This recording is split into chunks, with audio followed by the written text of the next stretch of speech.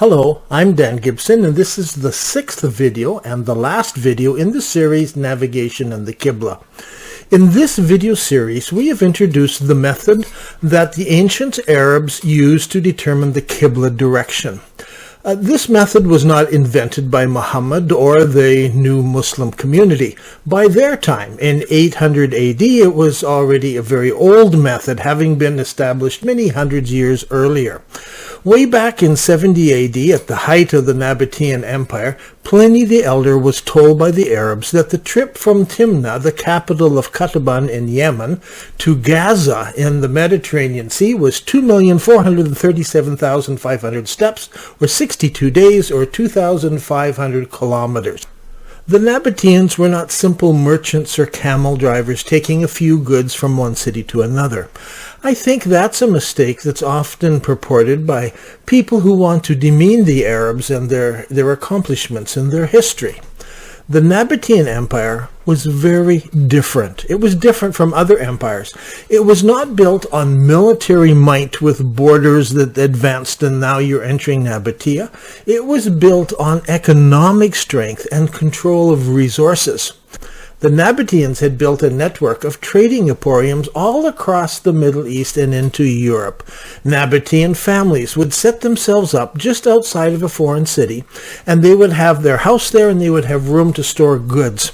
Then they would seek out trade goods produced in that city or that region, and when the price was low, they would purchase and hold those goods waiting for the camel caravans.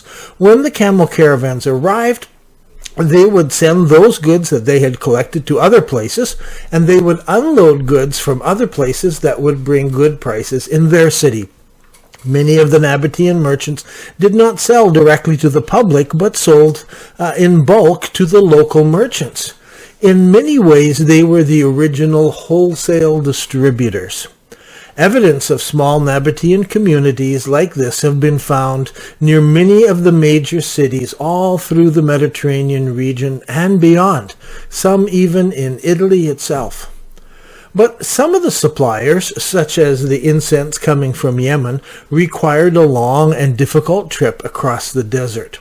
Now, most of the deserts in the Middle East are like huge flat plains of gravel with some rocky areas in them. The great sand dunes you see pictures of are mostly in one small area. However, there is one large area that's known as the empty quarter because it's made up mostly of sand dunes that blow and shift, but across the same flat rocky plain. That flat area was perfect for the Nabataean merchants, who realized that the farther north they moved, the higher the North Star rose in the sky, and the farther south they traveled, the further down the North Star hung in the sky. It wasn't long before they were measuring the height of the North Star with their fingers extended out at arm's length, and this was the beginning of their fascination with the stars. At the same time, the only way to get an accurate measurement of the distance they had traveled was to count their steps as they walked. Remember, camels carried goods in both directions, and the camel drivers walked so that the camels could carry maximum loads. And so the Arabs learned to chant poetry or stories while walking beside their camel caravans. It helped with the rhythm of the walking, but more importantly, each poem or long, easily remembered story had a known length. They knew how many beats were in the story. When they started out on a long poem or story, they could stop counting, because when the story ended, they knew the number of steps they had taken by the number of beats in the poem or story. Over time, many of these poems and stories were lost, but some were remembered and centuries later were retold and became part of a collection of stories that eventually became the 1001 Nights. Now, not all of the stories in the 1001 Nights are from the Arabs, but some of the stories are. And some of the earliest Arabic poetry found its way into that collection. On top of this, there are what were known as the hanged poems, which supposedly were created in pre-Islamic times. These stories have been translated into English or other languages, and so when we hear the translation, we don't hear the rhythm of the poetry. I have a collection of stories here behind me that the Arabs had. There's 6 volumes of Arabic poetry from very early times. In the Bedouin village, I would often hear people quote these stories from memory, and in every case, they were like poetry, with rhythm and beat. And these are the kinds of stories that the caravan masters knew and used to keep the rhythm as they walked along and to measure the number of beats that the caravan took. Now, the caravan master, he knew the poems and he would start people out, but in Europe, where they walked, they didn't sing, they used a drum, and it was known as the walking drum. Boom, boom, boom, and so everybody could walk along in rhythm, and it helped with the rhythm. But in the Middle East, the caravans were known as the singing caravans because the people were chanting this poetry as they went along, and that's how they kept their rhythm. So with all of this information that the Arabs gathered, they knew distance, they knew the height of the stars, and so the caravan, as it moves along, they could determine the direction they were heading, and they could do some calculation. At nighttime, they would choose the next night stopping place where it would be. In the morning, they would head out for that place, and it would be over the horizon, but they had the tools to help them to cross the vast deserts and arrive at exactly where they wanted to go. So it was not hard for them to take the navigational tools that they developed over the centuries and use them in the new religion. When Muhammad directed them to face a certain place far over the horizon, it was not impossible for them to do because there were men among them who had the tools and the knowledge to do this. You see, the Quran does not command the followers of Allah to do something they could not do. Allah was not expecting them to do the impossible. The first generation of Muslims had the knowledge and the ability to orient their mosques with a reasonable degree of accuracy. They didn't require absolute exact information. Getting within a couple of degrees was sufficient because they would line up in a long, wide row facing the Qibla direction. When we use the Qibla tool and examine some 160 mosques, starting from the very first mosque built in Medina, we can see a pattern of accuracy. They didn't choose random directions. They didn't copy something they saw or imagined when visiting Mecca and then incorporate it into their mosque at home. The Qiblas of the ancient world were systematic. That's why it's important to understand the story that the archaeological evidence presents to us today. You see, in the Middle Ages, Islamic leaders had purified the story of the founding of Islam. Islam was no longer conquering great swaths of land. Now Islam was being spread ideologically, and preachers, not military commanders, were leading the way. And the preachers preached a message of a pure Islam. They preached that the Quran had descended from heaven rather than it was being revealed a little bit at a time to Muhammad during his lifetime. Some of the more embarrassing events during the rise and development of Islam were covered over. For instance, General Hajjaj and his invention of the wasat, or the middle or between Qiblas, were no longer mentioned. And within a generation of two, they were forgotten, and a politically correct version of the story of the founding of Islam was believed by everyone everywhere. And so when confronted with strange Qiblas, people imagined that the early Muslims were clueless about how accurately to face themselves when they prayed. This belief about early Muslims being unable to correctly follow the command of Allah and face Masjid al-Haram was suggested by some of the medieval mathematicians and astronomers. When they saw some of those early Qiblas, it seemed to them they're just so inaccurate, and so their assumption was those guys didn't know what they were doing back then. After all, the medieval scholars were trying to convince people of their day that mathematics and astronomy were superior to whatever the ancients used. Now, even today, this idea of the early Muslims being ignorant of how to set a Qibla and being happy to just select some aspect of the Kaaba building and replicate it at home, this has been propagated today by the likes of Dr. David King. He strongly argues that the first generation of Muslims had no way of knowing how to set Qiblas, and any appearance of systematic Qiblas is simply by chance. And so Dr. King challenges the Muslim world, and he challenges all Muslim scholars everywhere to demonstrate to him how the early Muslims could have established their Qiblas with any degree of accuracy. And so that's what this video series is all about. And we have demonstrated in the first 5 videos that the first generation of Muslims did indeed have the tools and the ability to accurately set their Qiblas using something known as the Indian circle.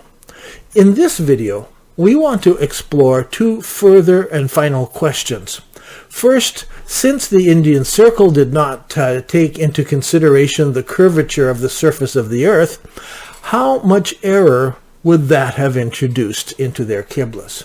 And second, if the first generation of Muslims used poor quality counting of steps, and they got that mixed up, how badly would that have affected their Qibla setting? So first, the curvature of the earth. Let's look at this graphic made by a mathematician, statistician. I asked him to graphically represent the difference between the true Qibla that takes into account the curvature of the earth and the Qibla direction given by the Indian circle. This assumes that the first generation of Muslims had accurate data, so in this graphic we're just testing the accuracy of the Indian circle method itself. Later we'll look at the accuracy of the data they had. The lighter areas in this graphic are the most accurate, and the darker areas are where there is the most error. As you can see, the farther east or west one goes, the greater the error. By the time one reaches India in the east or Morocco in the west, the error introduced is as much as 10 degrees. So if they used the Indian circle in Morocco, the result would have been facing 10 degrees farther south than they should have. The same is true in India. If the Indian circle was used there, in North India, the Qibla that they faced would have been 10 degrees farther south than it should have been. Now remember, we're comparing the difference between the direction based on the Indian circle and the actual direction based on GPS coordinates that take into account the spherical shape of the Earth. In the graphic, we are using a Qibla based on Masjid al-Haram built in Petra. We did it built on Mecca as well. We compared them both, and so it doesn't matter. I'm just choosing here if they were using one based in Petra. And just notice that directly north and south where the Indian circle would be, that would be the most accurate. It's the lightest in color. Notice also that there is sort of a circular area where the Indian circle would be more accurate. You see that around the north. Outside of that, there are places where it's less accurate. The reason for this is the curvature of the earth. Now, let's go to the Qibla tool on the Nabataean website, and let's have a look at this. So you click on a Nabataean website, and then you go down and click and have a look at the Qibla tool. And will show us different directions. And on the right-hand side of every location, we show the direction to Mecca, to Petra, and to Jerusalem, and to the Wasit, or the between Qibla. Then we provide options. So we can see, first of all, the farthest extent that the sun would go during the summer or winter. Those are the solstices. We can put that on and turn that on or off, and see if that has anything to do with the Qibla. Below this, we have added 3 more options. For each position, we provide an option to see the Qibla direction that resulted from the Indian circle method. For each of these, you can turn them on or off and see the result on the map. So let's choose Anjar. I chose Anjar because it's the easiest to see. It's large in size, has no interfering buildings, plus it has an inscription that tells us that it was built in the year 95 after the Hijrah. The entire complex is oriented in one direction, including a mosque near the center. It's a good place to illustrate what takes place when we consider the Indian circle. So we'll zoom in. The blue line shows us the orientation of the complex and of the mosque. The four other lines show us the GPS directions to Jerusalem, that's in black, Petra is in red, the between Qibla is in yellow, and the green Qibla for Mecca. I've classified Anjara as being a Petra Qibla because it is the closest.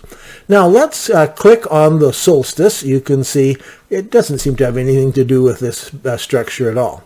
So if we're zoomed all the way in, I will click on the Mecca Indian Circle option, and then I can compare it to the city, the Qibla that points directly to Mecca using the GPS.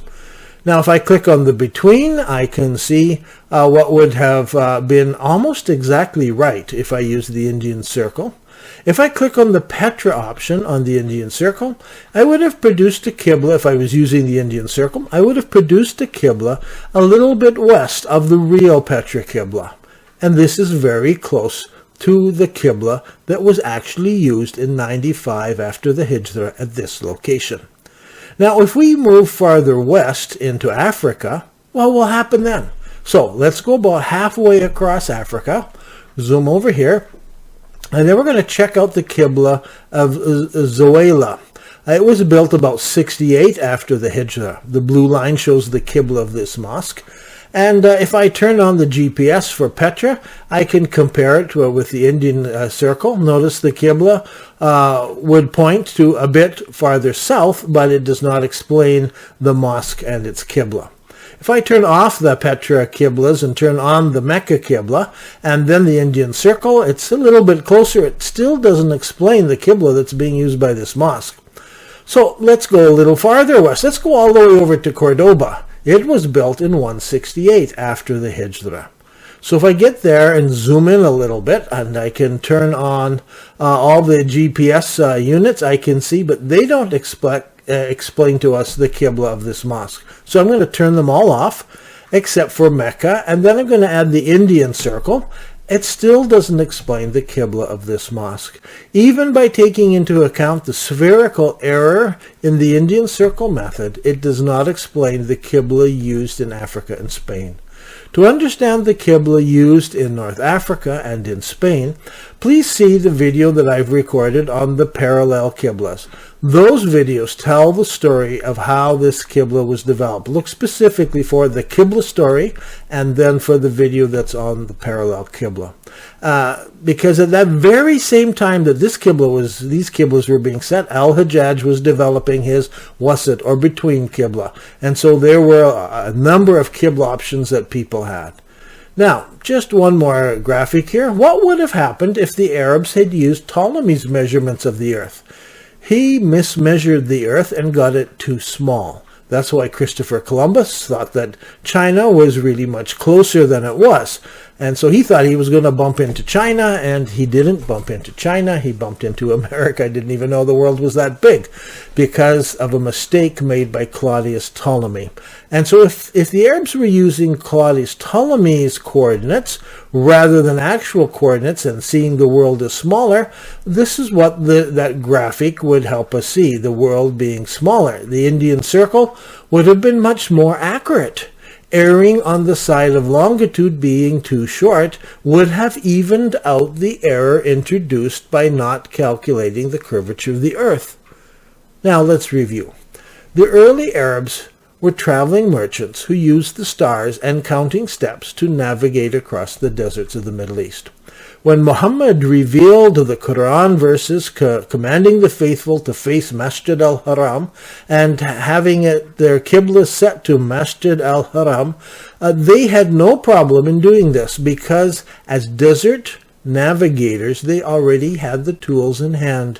Using their measurements of the height of the North Star and the counting of steps as caravans moved across the desert, they could accurately determine where Masjid al-Haram was, even when it was hundreds of miles away over the horizon. Today, a few scholars dismiss the Indian circle as an inaccurate tool because it did not take into account the curvature of the earth. The Indian Circle treats the world as if it were a flat surface. But as we have shown, the greatest error that would have been introduced is 10 degrees for mosques that were at the far end of Morocco on one side or Pakistan on the other. Now, by 900 AD, when it became widely known that there was something odd or wrong with the Qiblas of the first generation of Muslims, it was assumed that their method was bad. So Muslim scholars were looking for more accurate ways to determine the Qibla. They wanted new techniques rather than the old ones. The whole focus was on mathematics and science, and use that to find the Qibla rather than on history. They couldn't imagine that in history they might have been accurate back then. They just saw all these inaccurate Qiblas. They had no idea there were multiple Qiblas, 4 different Qiblas back in the early days. Now, let's deal with one more question. Many people have questioned and have even made fun of the Qibla that was set in Guangzhou in China. My research has been ridiculed by some people, and they've had various reasons for this. One, they say the Arabs wouldn't have even been in China, and that they wouldn't have built a mosque during the lifetime of Muhammad.